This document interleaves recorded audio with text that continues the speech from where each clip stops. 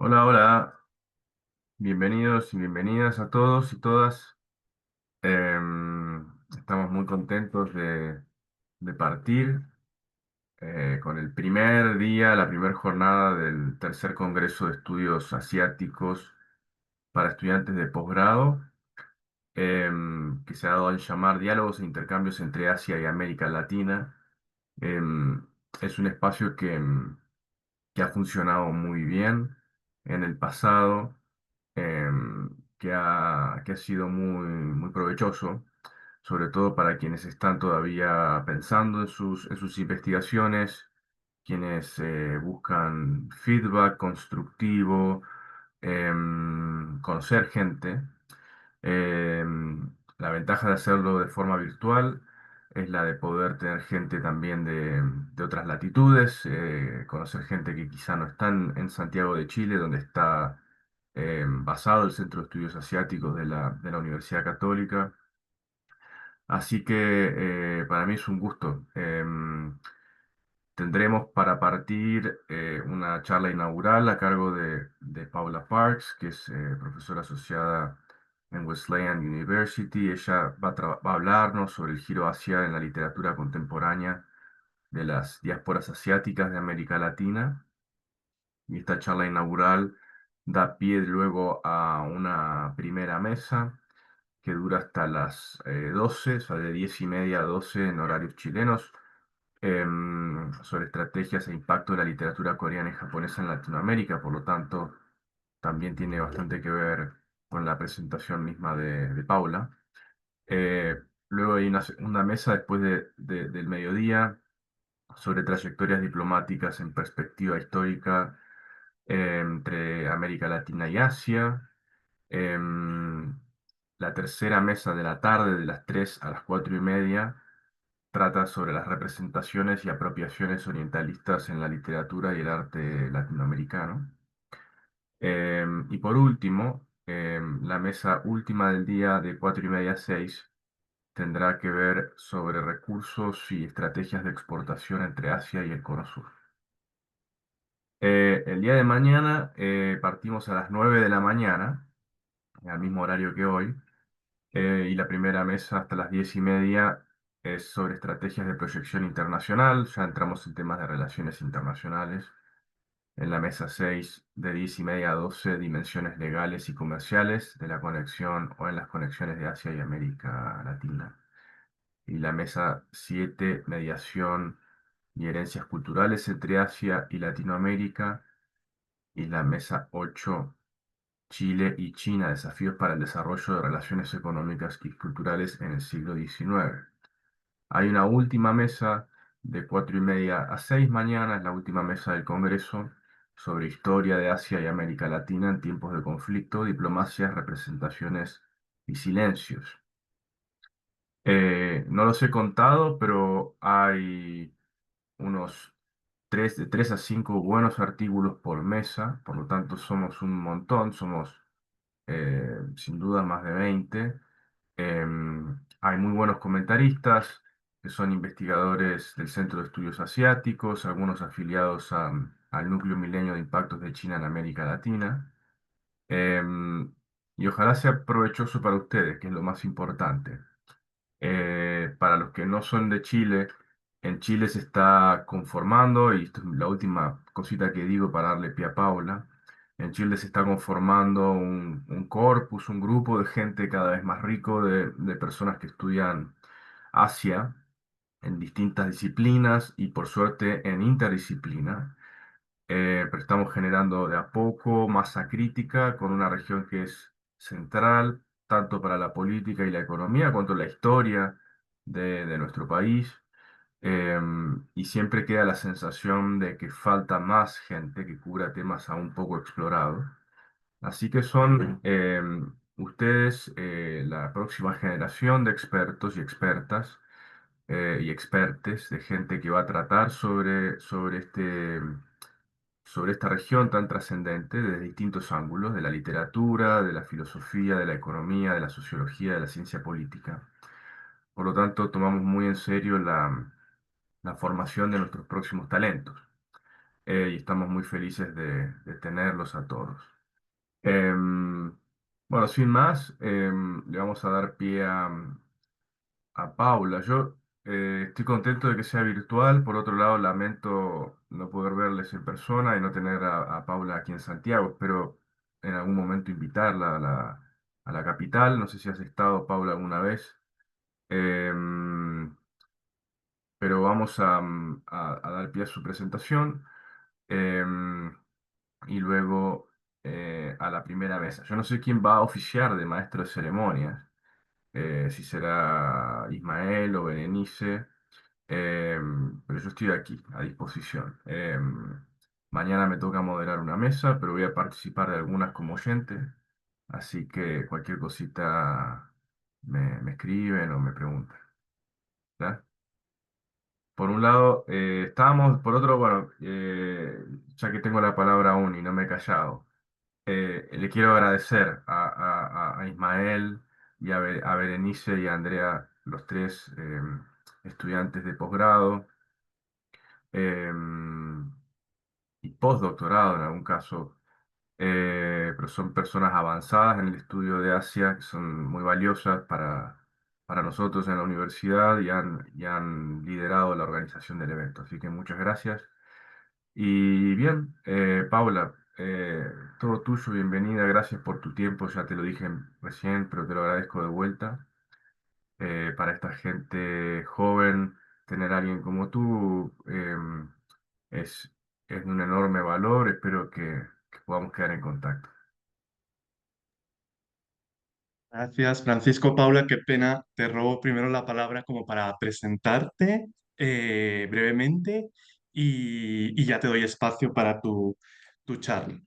Entonces, queridos, bienvenidos todos y bienvenidas a este tercer congreso y a esta charla inaugural que se ha titulado El giro a Asia en la literatura contemporánea de la diáspora asiática de América Latina. Tenemos el honor de tener invitada a la doctora Paula Park, que es profesora de la Rice University y una destacada en los campos de la literatura latinoamericana, la literatura latina en Estados Unidos y las producciones culturales filipinas en español y en inglés desde el siglo XIX hasta la actualidad.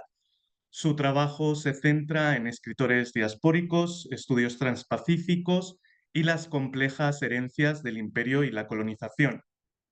Su libro más reciente, Intercolonial Intimacies, propone una relectura crítica de las nociones de latinidad e hispanidad a través de análisis de escritores, críticos culturales y diplomáticos filipinos latinoamericanos del siglo XX. En esta obra, Park establece vínculos intercoloniales entre América Latina y Filipinas, desafiando las fronteras geográficas y políticas que han definido tradicionalmente estos conceptos. Actualmente desarrolla dos proyectos de investigación, uno sobre literatura latinoamericana moderna y archivos diplomáticos en el Pacífico, y otro sobre escritores asiáticos latinoamericanos contemporáneos. Su trabajo ha sido respaldado por instituciones como el National Endowment for Humanities y la Fundación Alexander von Humboldt. Antes de integrarse a la Rice University en 2004, enseñó en Wesleyan University y en Ohio University. Su trayectoria académica incluye una sólida producción intelectual que articula literatura, historia y crítica cultural desde una perspectiva global y transpacífica. Paula, es un honor tenerte y te cedo la palabra. Muchas gracias. Muchísimas gracias, Ismael, también al profesor Francisco Ordínez. Antes de empezar, también muchas gracias a todas y todos por estar aquí esta mañana, sobre todo también a la profesora Carol Chan y a los otros organizadores, em, Ismael, Andrea y Berenice, por darme la oportunidad de reconectarme con Chile y participar en este espacio, ¿no? Em, no soy especialista ni tengo formación en estudios asiáticos, pero como Ismael ya anticipaba, sí me he dedicado a pensar en mi investigación en las diversas relaciones culturales entre América Latina y Asia, en particular Filipinas, aunque hoy voy a dedicarme a presentar sobre un trabajo nuevo que estoy tratando de avanzar. Tengo un PowerPoint. Voy a ver si se puede compartir, porque lo tengo aquí. Bueno, y Lo también estamos viendo. aprovechar, ¿sí? ¿Se ve? Sí. Quería aprovechar de decir también que es un honor formar parte de este congreso, porque anoche estaba viendo los presentadores de todas las mesas y, continue to share. Y he leído los artículos de algunos de las personas que aparecen en el Congreso, ¿no? Entonces, me encanta poder formar parte de este diálogo.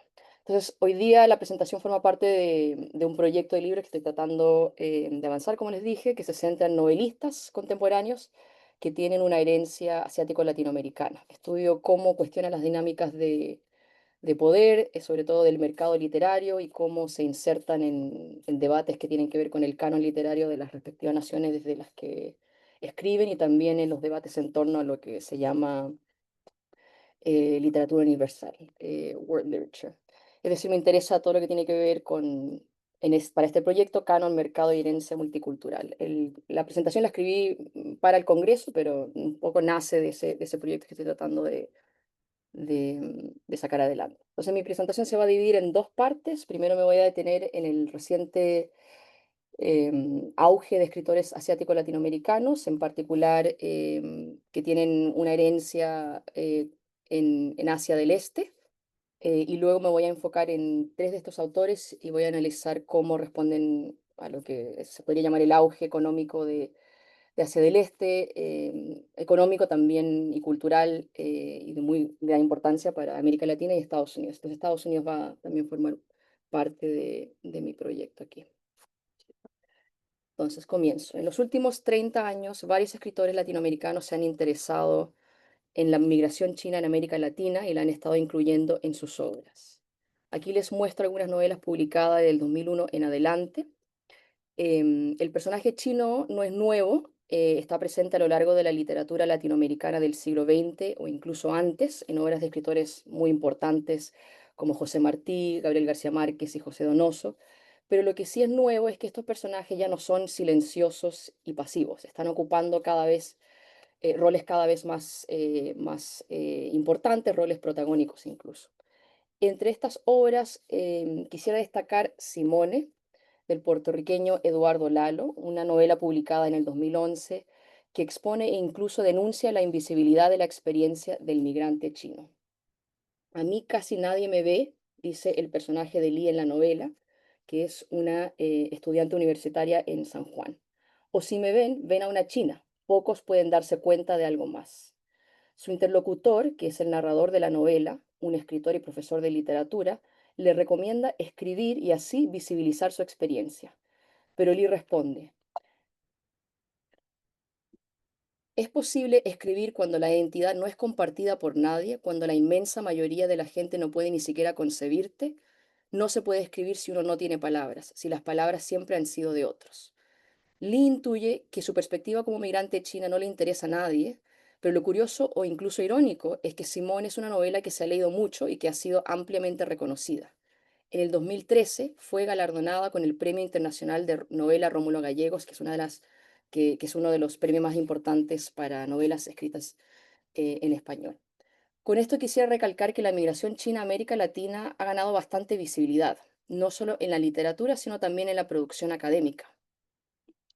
En Chineseness in Chile, un libro reciente sobre las diversas representaciones de China y lo chino en Chile en la actualidad, las autoras María Monstrabucci, Carol Chan y María Elvira Ríos comentan que el creciente interés en China y otros temas relacionados como la diáspora en la región latinoamericana, nos sorprende, puede verse como resultado del crecimiento y el posicionamiento de la República Popular China como potencia global. Ahora bien, al mismo tiempo en que ha ido creciendo el interés académico en China y la figura del migrante chino en la literatura, han surgido también varios escritores latinoamericanos de herencia étnica china. Entre ellos cabe destacar a Xiu Camuen y Julia Wong Comte, ambos de Perú, y la escritora Elena Licho, que nació en Taiwán, pero se crió y vivió gran parte de su vida en Argentina y sobre todo en Colombia. Y esto es algo que voy a comentar en más detalle en un momento, el hecho de que el autor o la autora que yo llamo de herencia en lugar de ascendencia asiático-latinoamericana tiene trayectorias migratorias muy diferentes. En el 2022, Ignacio López Calvo, un crítico muy importante en los estudios de las diásporas asiáticas en América Latina, editó una antología de escritores latinoamericanos de origen chino y taiwanés titulada La Chinoamérica. En la introducción, López Calvo explica el título, que alude básicamente a la influencia económica de China en Latinoamérica, y luego se refiere al estado de la producción literaria de la diáspora china en América Latina. El hecho de que China se haya convertido en una superpotencia económica y militar, dice López Calvo, no solo ha mejorado la autoestima de las comunidades de origen chino de ultramar, sino que también las ha convertido en un potencial intermediario comercial y político entre su patria ancestral y sus países de acogida o de nacimiento. Quizás influidas por esta nueva autoconfianza, la producción cultural sino-latinoamericana, en estado embriónico durante décadas, se halla ahora en plena ebullición. Cierro cita. Esta declaración, que hace eco de la observación que acabo de citar del libro de Mons Trabucci, Chan y Ríos en torno al creciente interés académico en China y la diáspora china, creo que podría extenderse para pensar en el estado de la producción literaria de escritores de otras herencias asiático-latinoamericanas, en particular con vínculos con Japón y Corea del Sur, que también se reconocen como potencias económicas y culturales a nivel mundial en la actualidad. De hecho, la producción de escritores Nikkei de la diáspora japonesa también ha tenido mucho éxito y posiblemente incluso más que la literatura sino-latinoamericana. Entre los escritores Nikkei cabe mencionar a José Watanabe, Augusto Higashiro y Doris Moromisato de Perú, la cuentista Alejandra Camilla de Argentina y Ariel Takeda de Chile. De Brasil, donde se encuentra la mayor diáspora japonesa del mundo, podemos destacar a Oscar Nakasato. Y hace poco se publicó en Perú una antología hermosa de escritores Nikkei latinoamericanos que se titula Más allá del haiku, coeditada por Koichi Hagimoto y Ignacio López Calvo. La obra de escritores de herencia coreano-latinoamericana está comenzando a surgir, todavía es pequeña, y esto, claro, yo creo que se debe a que también se trata de una comunidad más pequeña en comparación a la diáspora china y la diáspora japonesa en Latinoamérica. No obstante, podemos mencionar ya algunos. El dramaturgo Kyung Park y el poeta Moisés Park, ambos de Chile. Y me aventuro a mencionar aquí también a la novelista anglófona Patricia Park, cuyos padres coreanos vivieron en Argentina por muchos años antes de radicarse en Estados Unidos, que es donde nació y se crió y donde vive actualmente Patricia Park. Patricia Park, he visto y leído varias entrevistas con ella, no reclama un sentido de argentinidad, pero sí identifica a Argentina como parte de su historia familiar y tiene un vínculo bastante fuerte con la comunidad coreana en Argentina. Antes de enfocarme en alguno de estos autores que he mencionado hasta ahora, y que yo sé que son varios, pero para mí igual es importante un poco mostrar quiénes son, mencionarlos, quisiera detenerme en lo que les acabo de anticipar, el hecho de que el escritor, la escritora de herencia asiático-latinoamericana tiene trayectorias tan diferentes y tan complejas. Y quisiera hacerlo por medio del concepto de rhizomatic diaspora o diáspora rizomática que propone la antropóloga coreana Keong Park. Es pura coincidencia, por cierto, que casi todos los autores e investigadores de origen coreano que mencionan en esta presentación se apellidan Park. Como saben, es un apellido muy común junto con Kim, ¿no? Entonces, diáspora rizomática, ¿qué es? Como ya probablemente muchos saben, diáspora es un término compuesto de dos palabras griegas, dia, que significa a través de, y sporos, que significa semilla o siembra. El término rizoma también proviene del griego y, al igual que diáspora, evoca un imaginario vinculado a la tierra y la botánica. El rizoma se refiere a los tallos de plantas semisubterráneas que crecen horizontalmente y lanzan brotes desde sus nudos. Acá pueden ver una ilustración. El jengibre es un buen ejemplo de un rizoma.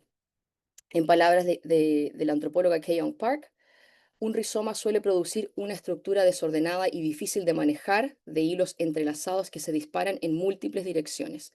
En ese sentido, una estructura rizomática no cultiva un centro único o fácilmente identificable, sino una maraña ilegible de nodos y zarcillos.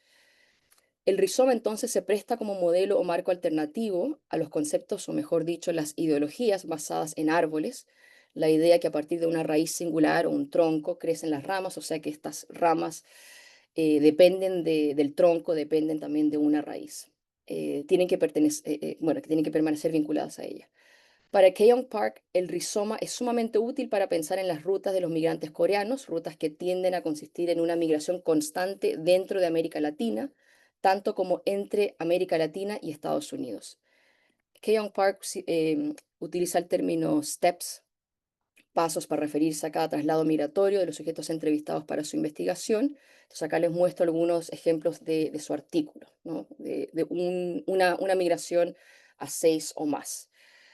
También les muestro dos ejemplos más que creé yo, que de mi familia. Son trayectorias migratorias de mis padres, que luego de vivir más de 40 años en Latinoamérica, sobre todo en Chile, Bolivia, también un par de años en Estados Unidos, decidieron remigrar hace poco a Corea del Sur, pero ahora están ya planeando migrar otra vez. Cabe destacar aquí que Estados Unidos no es siempre el último paso, el destino final, como indican muchos estudios sobre las diásporas asiáticas en el continente americano. Luego de vivir un tiempo en Estados Unidos, como se ve aquí, algunos deciden establecerse en Argentina, otros Brasil y bueno, otros ejemplos más. Los autores de herencia asiático-latina, no solamente coreano-latina, tienden a revelar en sus obras sus experiencias como migrantes y rizomáticos, juntos a los temas de la identidad multicultural y el desafío que implica sentirse parte de los respectivos países a los que han migrado sus familias, tanto como de las comunidades diaspóricas a las que pertenecen o se les dice que pertenecen. Por ejemplo, la escritora sino-peruana Julia Wong-Comte vivió prácticamente toda su vida migrando, viviendo en 3 continentes, y aquí, bueno, les puse algunos, en realidad también vivió por un tiempo en Argentina, y tengo entendido que también en otros países en Asia. Ella nunca dejó de cuestionarse de dónde era, a pesar de que también tiene un vínculo muy fuerte con Chepén, Perú, que es donde nació y pasó su infancia. Julia Wong-Comte tampoco se deja de llevar del todo por el orgullo o consuelo de pertenecer a una comunidad diaspórica, es decir, de ser reconocida en particular como Tusán. Tusán, yo creo que muchos en el Congreso saben, es una palabra que surgió en Perú para referirse a los descendientes de migrantes chinos en Perú. Con respecto al término Tusán, la protagonista de una de las novelas de Julia Wong-Comte, que es una novela semi-autobiográfica como muchas de sus obras, dice que el término humilla un poco, no se es ni chino ni cholo. Es terrible que te tatúen como vaca, eres una Tusán. Moisés Park siente una vacilación parecida en torno a la pregunta de la pertenencia a un país o comunidad étnica. Moisés nació en Bolivia, siendo todavía bebé, su familia pasó un año en Brasil y luego se crió y vivió gran parte de su vida en Chile antes de mudarse a Estados Unidos. Quizás le suena un poco esa ruta y es porque, bueno, porque es la ruta que comparte también mi familia, ¿no? Moisés Park es mi hermano. Se identifica como chileno Moisés, pero no deja de sentir esa cierta inseguridad con respecto a esa autoidentificación. A veces quise a Chile y Chile a veces me quiso, dice, reescribiendo un verso del poema 20 de Neruda. A lo largo de esta suerte de crónica del 2019, que está escrita entremezclando castellano e inglés, Moisés va revelando la trayectoria rizomática de su familia y reafirma su incertidumbre en torno a su chilenidad, tanto como su latinoamericanidad. Siempre he sufrido un falso orgullo por Chile, por Bolivia, por Brasil, como que sentía que no pertenecía, que no me dejaban pertenecer o que es imposible pertenecer o que era eternamente coreano. Concluye afirmando, no me debato mucho si soy coreano o no, porque la cara de chino no se me borra nunca. Al fin y al cabo, Park termina volviendo a su coreanidad, su identidad como sujeto asiático, como chino entre comillas, pero no necesariamente porque tenga un sentido de orgullo al respecto, sino porque le resulta la identidad menos cuestionada, por lo menos en Chile y en Estados Unidos, donde se le racializa como tal. Ahora, en el resto de mi presentación quisiera explorar por qué otros escritores de herencia asiático-latina, latinoamericana, en particular en la obra de Augusto Higashiro, Patricia Park y Elena Lichó, por qué se dirigen a Asia y cómo presentan a la figura del sujeto migrante o remigrante a Asia. Voy a examinar cómo inscriben en sus obras el giro a Asia, pero un giro no solo en el sentido que alude al surgimiento de Asia, en particular de Asia del Este, como potencia económica, diplomática y cultural a nivel global, sino en el sentido de una vuelta a Asia, que es donde se encuentran las supuestas madres patrias de Higashiro, Park y Lichó. Mi intención no es suscitar y sugerir que hay una actitud oportunista o incluso estratégica por parte de estos escritores que de pronto parecieran escribir sobre sobre Japón, Corea del Sur y China, cada una convertida en una potencia económica de gran interés para lectores en América Latina y Estados Unidos, sino todo lo opuesto. Vamos a considerar cómo cada uno observa, procesa y critica los efectos del desarrollo económico de Asia del Este. Si Ignacio López Calvo sugiere que el sujeto sino-latinoamericano ha podido surgir como una especie de intermediario comercial y político entre China y Latinoamérica. En lo que queda de la presentación, quisiera enfatizar que esa ventaja o privilegio viene con grandes retos y dificultades. En el caso de Augusto Higaoshiro, escritor peruano-japonés de segunda generación, el tema del auge económico de Japón lo vemos claramente ilustrado en Japón no da dos oportunidades. Este es un testimonio que Higaoshiro publica en 1994, muy poco después de una estancia de 18 meses del autor en Japón, que se debió al fenómeno de Kasei. El Dekasei es un movimiento migratorio que surgió con la gran demanda de mano de obra que implicó el enorme crecimiento económico de Japón en los años 80. Como el gobierno japonés no estaba interesado en atraer a trabajadores extranjeros, en 1990 promulgó una ley que permitió que los descendientes japoneses de segunda y tercera generación pudieran residir en Japón con permisos de trabajo renovables. Esta nueva ley atrajo a miles de nipo-latinoamericanos, mayormente de Brasil y Perú, ya que ambos países estaban pasando por fuertes crisis económicas y el yen japonés era mucho más fuerte que las monedas de Brasil y Perú. Hombres y mujeres, muchos de clase media y educados, Nikkei, migraron a Japón con mucho entusiasmo y con la esperanza de ser bienvenidos, acogidos en el país de origen familiar. Acá ven una foto de decaseguis peruanos contratados en una fábrica de ventanas en 1990. En teoría, la migración de Kasegi fue ideada como una especie de privilegio para los Nikkeijin, los descendientes de japoneses. No obstante, cuando llegaron a Japón, los de Kasegi son recibidos prácticamente como extranjeros y como trabajadores descartables. En lugar de sentirse reconocidos por su etnia, los de Kasegi se sienten doblemente rechazados. Un colega de Iga Oshiro comenta: allá en el Perú no somos peruanos, acá en el Japón nos maltratan por extranjeros. ¿Qué diablos somos? Otro le responde: somos los fronterizos, los que estamos en el limbo. El trato discriminatorio que reciben Iga Oshiro y sus colegas de trabajo comienza incluso antes de que la población local se percata de que en muchos casos el de Kasegi no habla el japonés o lo habla muy poco. Se trata de una discriminación que se relaciona fuertemente con la división social laboral, porque los de Kasegi estaban destinados a trabajos poco cualificados y no deseados por la población local, los llamados 3K: Kitanai, Kiken, Kitsui, aquellos trabajos sucios, peligrosos y difíciles. En Japón no da dos oportunidades. Iga Oshiro describe en detalle la dureza de los múltiples cargos que tienen 5 fábricas en la prefectura de Gunma y la experiencia de otros de Kasei, gente joven y gente mayor, algunos incluso van a Japón ya jubilados. Entonces va integrando varias de sus historias. Pedro Nagara, un hombre nipo-brasileño, opina que el de Kasegi no se debe dejar afectar por la discriminación y tiene que dedicarse enteramente al trabajo para poder sobrevivir. Dice Pedro Nagara: debemos aprender a concentrarnos automáticamente, a alcanzar un estado mental imperturbable, realizando solamente los actos necesarios como un robot. Pero Iga Oshiro se rehúsa a aceptar el automatismo deshumanizante que implica el trabajo al que está destinado el sujeto de Kasegi. A fin de cuentas, lejos de presentar una especie de reencuentro, de reconciliación con la madre patria, con la patria ancestral, con esta raíz, el tronco, Iga Oshiro concluye narrando cómo entró en una depresión que lo llevó a contemplar el suicidio. En palabras de la investigadora Chunhyong Verónica Kim, cito: la figura del Dekasegi llama nuestra atención a las contradicciones y tensiones que a menudo quedan ocultas en el discurso celebratorio del progreso y el desarrollo asiático. Cierro cita. Para la novelista Patricia Park, el primer viaje a Asia desde el continente americano, de Estados Unidos a Corea del Sur, también resulta en un gran choque cultural. Este primer viaje o regreso a la madre patria le genera una confusión constante, ya que su imagen de Corea estaba basada en la experiencia de sus padres que emigraron de Corea a Argentina en los años 60, mucho antes de que Corea del Sur surgiese como una potencia económica, tecnológica y cultural a nivel mundial. En un artículo del 2013, Patricia Park comenta cómo ella se había criado con una imagen de una Corea empobrecida, una imagen romantizada, incluso orientalista, de Corea detenida en el tiempo. Al pensar en Corea, dice ella, se imaginaba un paisaje de casas con techo de paja junto a rosales.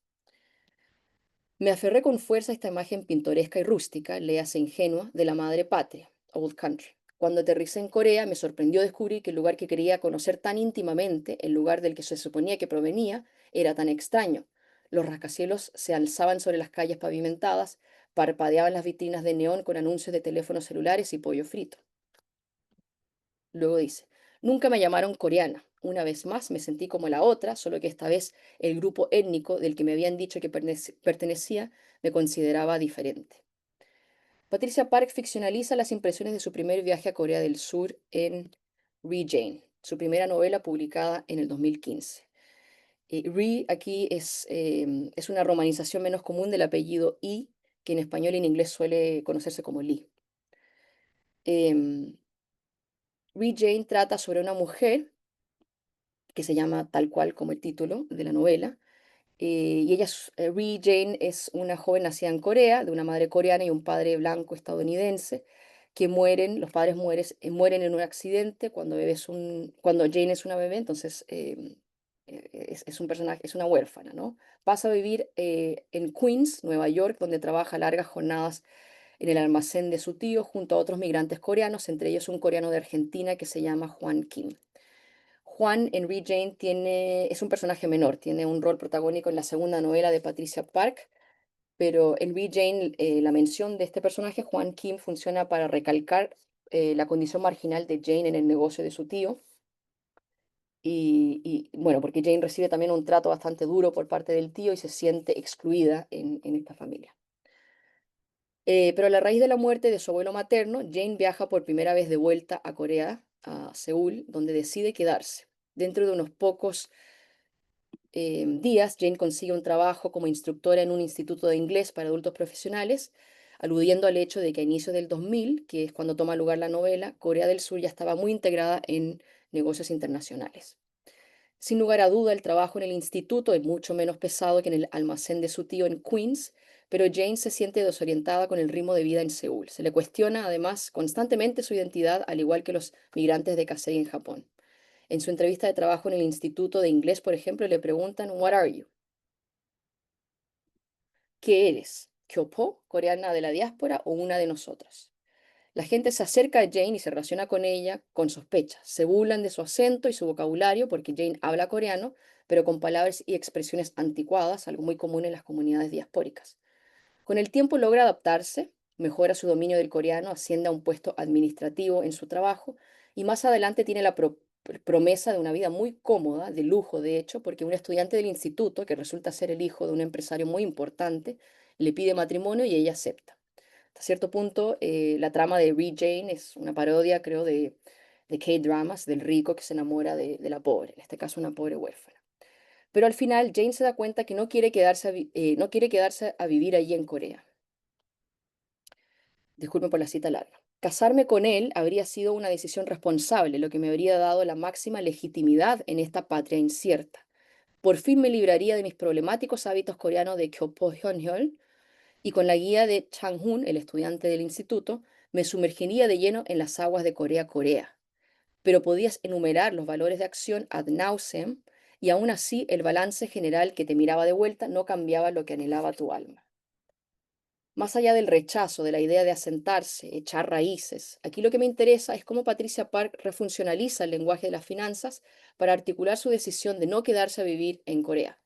Jane deja atrás la promesa de formar parte de una Corea moderna y globalizada y decide volver a Queens, que es por cierto un distrito compuesto mayormente de comunidades de migrantes y de la clase trabajadora de Nueva York. Jane opta por un estilo de vida más humilde, aceptando su identidad como sujeto desvinculado de la patria ancestral. Ahora paso al tercer ejemplo, Elena Lee Cho. De los y las escritoras que he mencionado en esta presentación, Lee Cho es quizás la menos conocida, la menos leída, y en parte yo sospecho que tiene esto que ver con el título y la portada de su primer y su único libro, Ojos Rasgados, publicado en Colombia en el año 2018.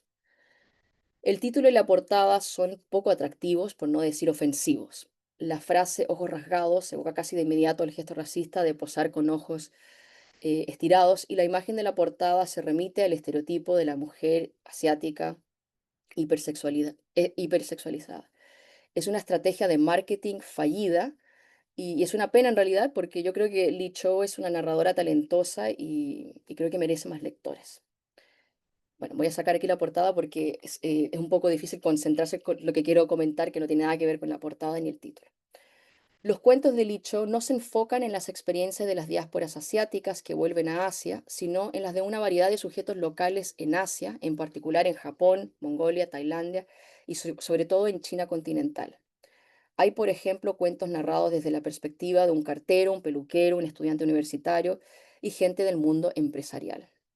Por lo general en sus cuentos, Asia se presenta como una región próspera, moderna y tecnológicamente desarrollada, con muchas oportunidades laborales y al mismo tiempo una región con muchos problemas y desigualdades de carácter socioeconómico. Para la presentación quisiera enfocarme tan solo en un cuento de Licho que se titula Nada pasó. El cuento Nada pasó se centra en una joven llamada Fang Ling que trabaja en una empresa que produce materiales de construcción para mayoristas en la ciudad de Ningbo, en China. Eh, la vida de Fang Ling está compuesta por una rutina repetitiva, la vida de oficina, pero no se queja porque su esfuerzo laboral ha dado frutos. Entró a la compañía como asistente de contabilidad, hoy es tesorera con un buen sueldo y acceso a informaciones sensibles. Información es poder, Fang Ling reconoce. Fang Ling no se detiene a cuestionar las relaciones de poder en su empresa y tampoco en el país. Con toda la presión que ha recibido toda su vida de tener que triunfar, Fang Ling, que pareciera provenir de una familia más humilde, está más que dispuesta a participar en las jerarquías a su alrededor. Así es que Fang Ling tiene sus contactos dentro y fuera de la empresa. Cuando empezó a trabajar entendió que ser alguien significaba estar bien conectado y tener buenas relaciones con el partido, los funcionarios del municipio, del distrito, cualquier persona con una tarjeta de presentación del gobierno. Entonces aquí vemos cómo Elena Lichó presenta la economía y la política como muy vinculadas. Un día su jefe, un hombre estadounidense, le ofrece el puesto de vicepresidenta de finanzas. La oferta es, por supuesto, un gran honor para Fang Ling, pero lo que ocupa su mente es que la noche anterior, luego de una cena de la empresa, Fang Ling, un tanto alcoholizada, ha atropellado y matado a un hombre en la calle. La víctima resulta ser un trabajador migrante de la provincia de Hubei, sin un registro de residencia que le permitiría vivir y trabajar en la ciudad de Ningbo. El contacto que tiene Fang Ling del municipio de Ningbo le dice que no se preocupe porque ellos van a borrar la evidencia de alcohol en su aliento. Lo único que tiene que hacer Fang Ling, según este contacto del municipio, es negociar con los familiares del fallecido para que así su muerte, entre comillas, una muerte tan inútil, dice el texto, pase desapercibida. Fang Ling accede, pero no logra contener el peso de lo que ha acontecido, del crimen que ha cometido. Así que el cuento termina con la imagen de este personaje, Fang Ling, sentada en el suelo llorando en silencio. Percibimos que Fang Ling se siente culpable y que lamenta la muerte del hombre que ha atropellado. Sin embargo, podemos imaginar que seguirá el curso de su trayectoria para el éxito socioeconómico, que es la misma trayectoria que la de su compañía y la de China. En este cuento no se trata de un migrante o sujeto diaspórico de ultramar que vuelve a su madre patria, sino un migrante interno e indocumentado que es ignorado por las autoridades y las clases dirigentes en China a la cual pertenece Fang Ling. Es decir, se trata de un migrante que queda totalmente excluido de los discursos de grandeza económica de China. O sea, ahora ya paso a concluir.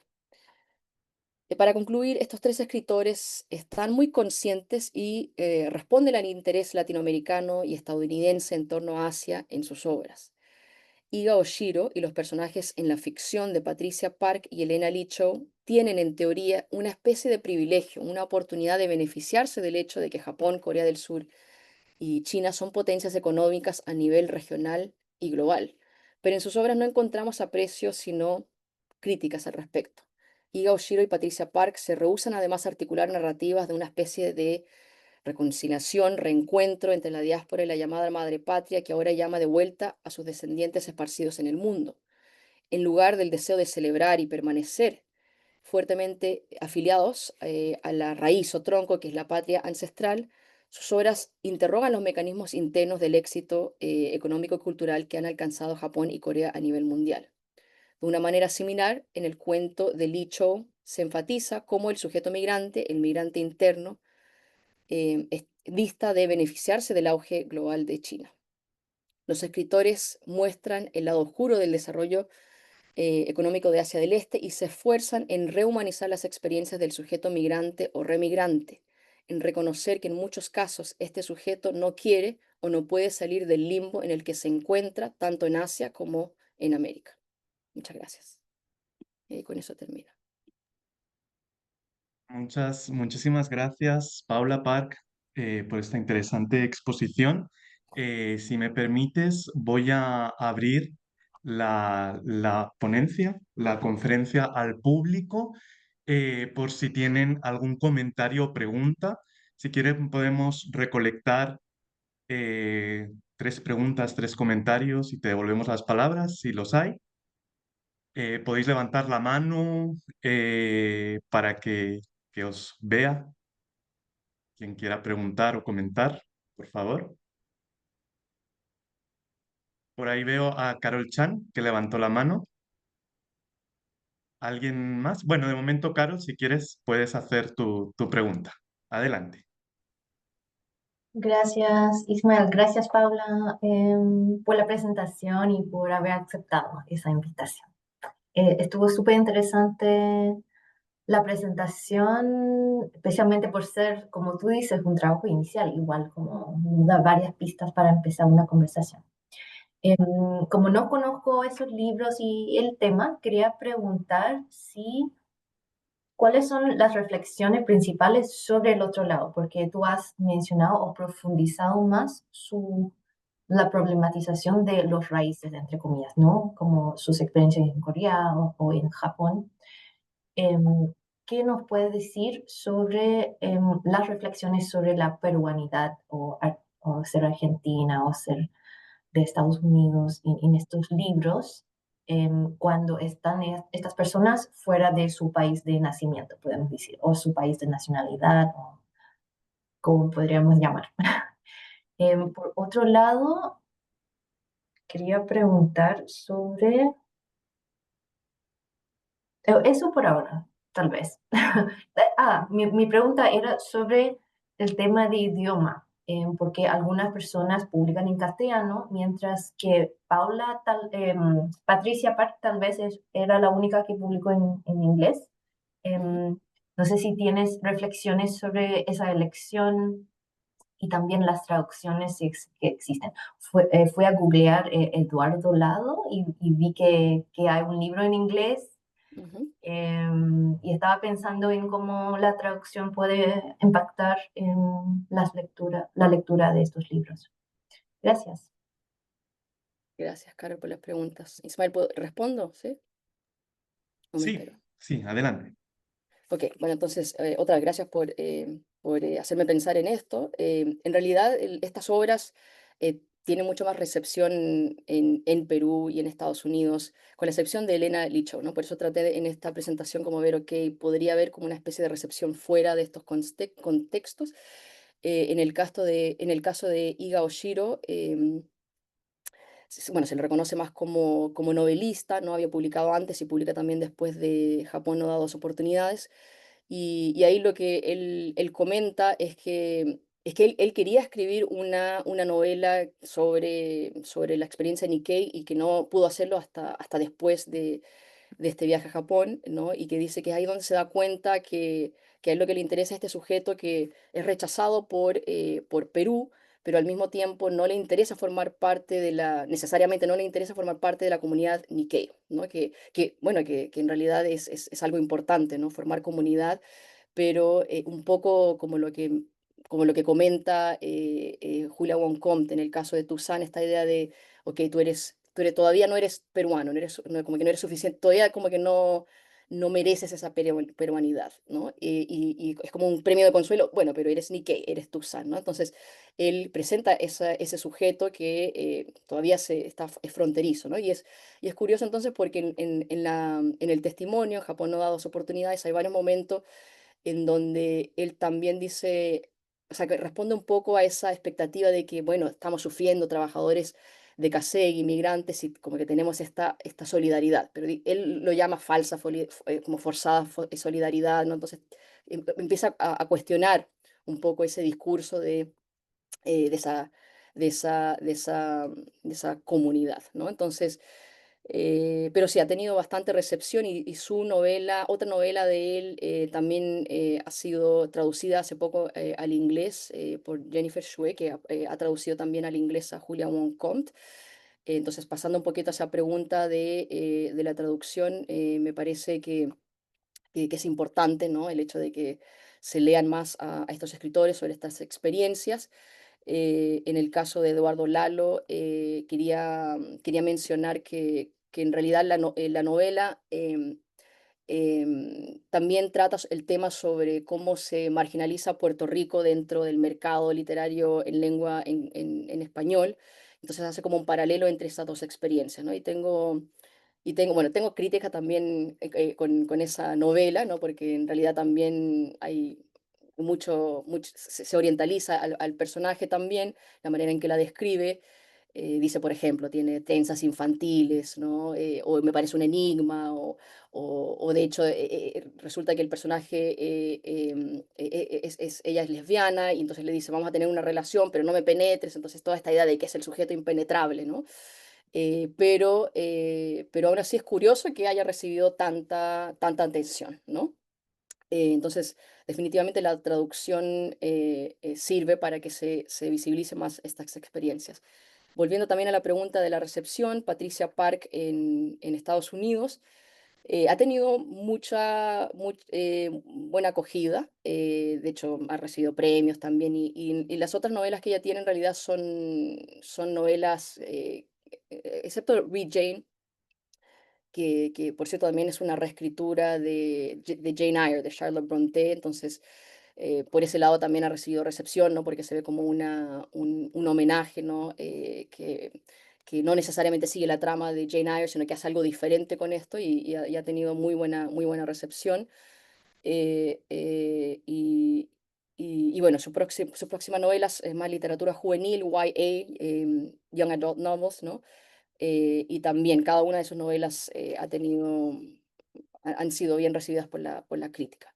Entonces, para mí, entre estos tres escritores, Elena Lichó es como la que menos se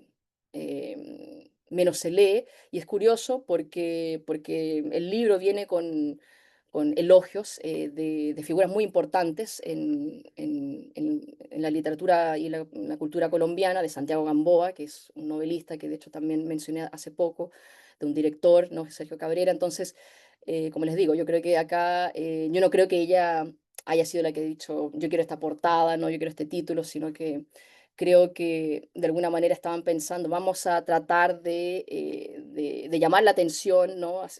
Producir un shock con esta imagen, y yo creo que ha jugado en su contra, ¿no? O sea, yo cuando di con el libro, cuando estaba en Colombia, no sabía si comprarlo, ¿no? O sea, tuve que sentarme a leer un buen rato para decir, ok, quiero leer esto, ¿no? Porque si no, parece otra cosa el libro, ¿no?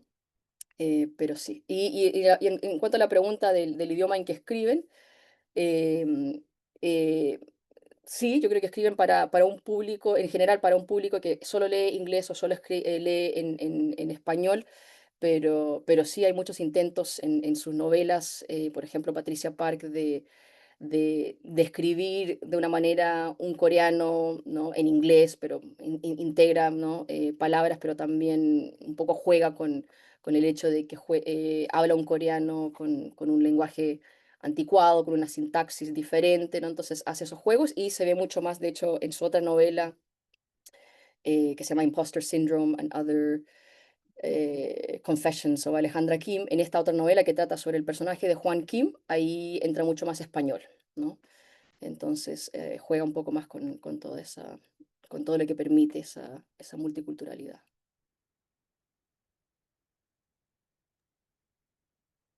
Muchas gracias, Paula. No sé si hay alguien más que quiera hacer alguna pregunta o comentario. Podéis levantar la mano, podéis escribirla en el chat. Y si no, pues yo Oh, creo que yo tengo una pregunta, podríamos Paula. dar por cerrada la charla inaugural. Paula, Perdón, Francisco, no te había sí, visto. Adelante. no sé si es muy académica la pregunta, porque es un tema que a mí me queda un poco lejos, pero yo quedé muy curioso por el camino literario de tu hermano, además pensando en tu trayectoria como académica, es decir, cómo es que fue su camino y bien, de qué trata su proyecto también. Estaba googleándolo un poco. Que es una historia que la que cuentas entonces te toca bien de cerca. Si puedes contar un poco más sobre él y sobre su proyecto de escritura. Sí, estoy yo tratando de convencer a mi hermano que escriba la primera novela coreana latinoamericana, puede que exista, ¿no? Pero sí, o sea, él es académico también. Él sí tiene una formación como chilenista. Yo más, empecé primero como caribeñista y luego, bueno, he ido ampliando, pero para mí ha sido como, bueno, como un compañero y un guía, ¿no? O sea, de hecho he seguido sus pasos y su carrera ha sido, bueno, de responder a expectativas, ¿no? Em, Hablando ya de una manera muy personal, para nosotros, para él también, porque fue el primero, ¿no? Era difícil esta idea de voy a ir a Estados Unidos y voy a estudiar español. O sea, para mis padres esto no tenía ningún sentido, ¿no? Entonces, era también responder a esas expectativas bueno, de familias migrantes, ¿no? Bueno, que con padres que tienen estas expectativas de que te conviertas en un abogado, en un doctor, entonces tuvo que pasar por eso.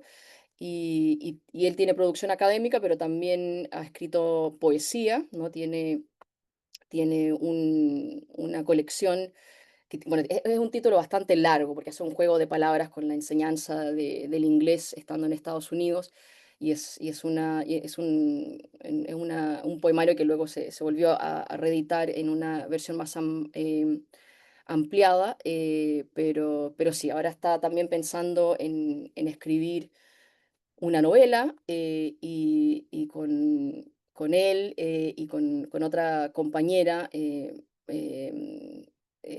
Francisca Pon Wufu, Po An Wufu, estamos pensando, pero todavía no logramos concretizar eso, pero hemos lanzado esta idea de que podríamos hacer una colección de crónicas, ¿no? Entonces, ese artículo que yo mencioné, en realidad fue algo que había posteado, ¿no? En sus medios sociales cuando se convirtió en ciudadano estadounidense. Y él comentó ahí que le sorprendió mucho porque más que sus artículos, ¿no? Sobre Diyamel El Tito o sobre otros textos académicos, muchos respondieron a ese post, ¿no? Entonces, Ignacio López Calvo, por ejemplo, le decía, bueno, tienes que escribir más, ¿no? Entonces, un poco soltar ese miedo y atreverse a escribir, ¿no? Gracias, Francisco, por la pregunta. Muchas gracias. Bueno, pues vamos a cerrar ya la charla inaugural. Gracias, ¿Eh? Paula Park, por tu tiempo. Perdona, Berenice, no te había visto. No te Dale, preocupes. dale. Ya, una cosita para Paula. Es con respecto a las categorías que usaste como para hacer tu investigación.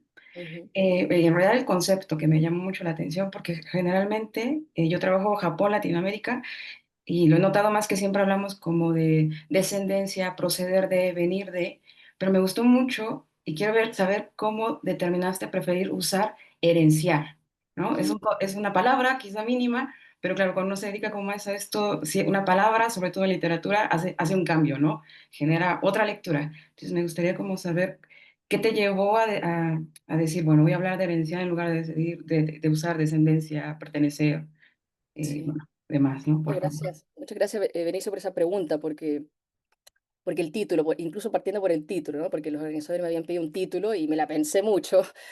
Suena un título muy descriptivo, pero sí, estaba pensando en diáspora. Y en inglés, hasta cierto punto, funciona un poco a veces más fácil poner varios adjetivos, ¿no? Y luego ponerlo ahí. Entonces, tenía ese temor de que sonase como un anglicismo, decir herencia de, ¿no? Porque en inglés sí se utiliza mucho, más que nada en la docencia, cuando uno enseña español para hablantes, ¿no? Estudiantes latinos, latines, latinex, ¿no? Se habla de heritage learners, ¿no? Entonces, viene bastante de ahí y viene de las reflexiones que yo he hecho antes, como Ismael comentaba del libro anterior, sobre toda esta cuestión del discurso de latinidad, ¿no? Que se ha debatido mucho, ¿no? O sea, latinidad como un discurso muy útil, pero al mismo tiempo como muy definitivo, o sea, tiene un origen que en realidad, cuando se hablaba de raza latina a finales del 19, inicios del siglo XX, en realidad, en muchos casos era para excluir, ¿no?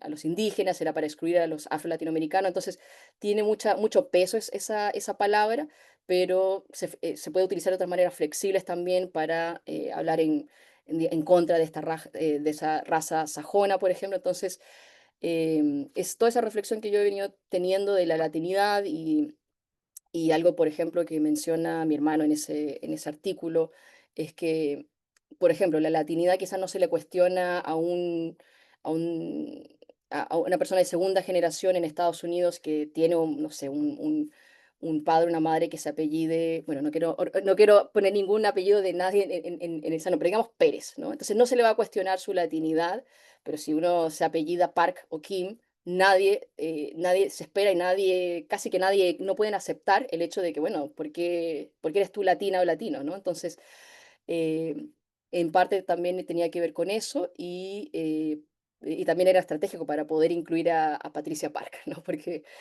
si no, Patricia realmente no es una escritora que tiene ningún tipo de ascendencia y tampoco forma parte de su propia trayectoria individual, pero sí ella, cuando, ¿no? postea y escribe, lo argentino, las tradiciones argentinas, ¿no?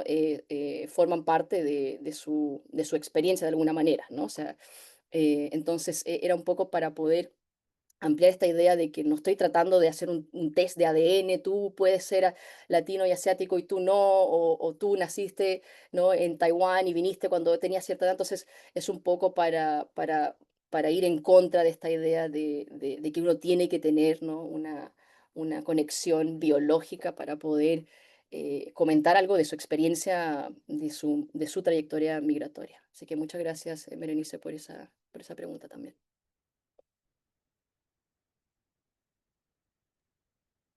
Genial.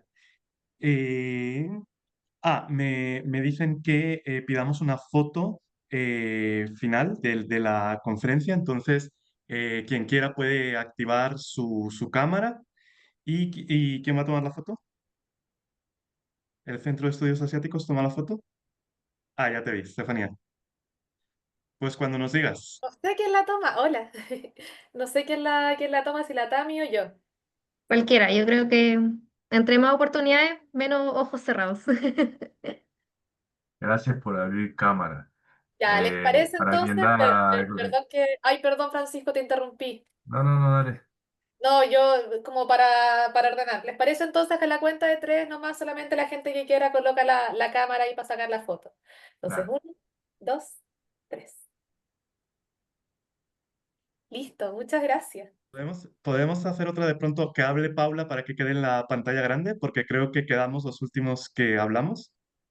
Ah, no sé cómo se estará viendo, pero yo la vi porque tengo la vista en cuadrícula. Entonces, Bueno, no, digo, ya. digo, pío por si eso cambia algo en tu cámara, Ismael. Estamos. Gracias, Paula. Genial. Bueno, Pero, pues Ismael, ¿me muchísimas dejas decir gracias una a cosita más, todos. Ismael?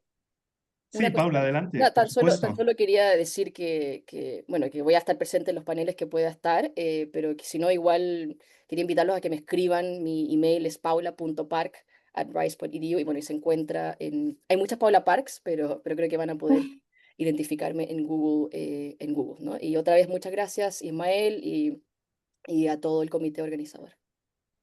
Gracias, A Paula. ti por la presentación y nada, pues quedáis todos invitados y por supuesto también Paula a la primera mesa que la retomaremos a las 10:30, así que tenemos como media horita para un café, para una pausa. Y la primera mesa será estrategias e impactos de la literatura coreana y japonesa en Latinoamérica, así que está muy enlazada también con el tema que hemos tratado en esta charla inaugural. Así que nada, súper bienvenidos todos al Congreso y nos vemos en las mesas. Chao, nos vemos. Saludos, chao, chao. Chao.